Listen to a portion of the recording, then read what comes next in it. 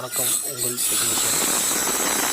இப்போ பார்க்குறது வந்து டி நகரில் வைஷாலினி அப்பார்ட்மெண்ட்டில் வந்து ஃபுல்லாகவே உங்களுக்கு கன்சல்ட்டில் உள்ள பிவிசி பாக்ஸ் எல்லாமே எடுத்துகிட்டு ஃபுல்லாமே உங்களுக்கு மெட்டல் பாக்ஸ் ஃபிக்ஸ் பண்ணிவிட்டு, அப்புறம் வந்து பைப் லைன் எல்லாம் பார்த்தீங்கன்னா சென்டர் பாயிண்டில் இல்லை.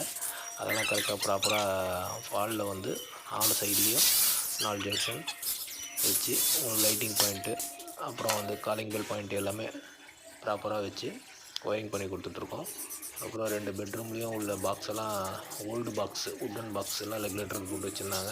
அது எல்லாமே கம்ப்ளீட்டாக ரிமூவ் பண்ணிவிட்டு மெட்டல் பாக்ஸ்லேயே போட்டு ப்ராப்பரான ஜங்ஷன் வச்சு உங்களுக்கு பைப் லைன் எல்லாம் வாலில் கட்டிங் போட்டு உங்களுக்கு எல்லாம் ஃபிட்டிங் பண்ணி ஃபுல்லாகவே இந்த பைப் லைன் எல்லாம் ஃபுல்லாக காடி எடுத்து பைப் லைன் ஃபிக்ஸ் பண்ணி பாக்ஸ் எல்லாம் ஃபிக்ஸ் பண்ணி வச்சுருக்கோம். இது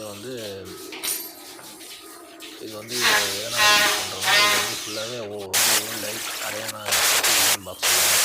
அதனால் உட்டன் பாக்ஸ்லாம் கரையான் கொடுத்துருக்காங்க. இந்த கரையான் கோசம் இந்த ப்ராப்பராக இதெல்லாம் உட்டன்லாம் எடுத்துகிட்டு மெட்டல் பாக்ஸில் போடுறோம்.